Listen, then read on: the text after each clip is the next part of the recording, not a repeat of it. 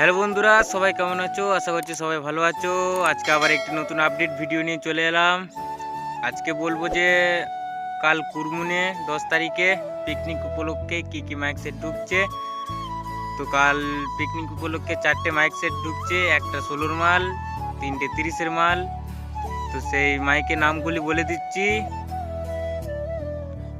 1 নম্বরে আছে sound king Sirajpur, পাপাইদার মালটা, পাপাইদার 30-এর মালটা সাউন্ড কিং সিরাজপুরের।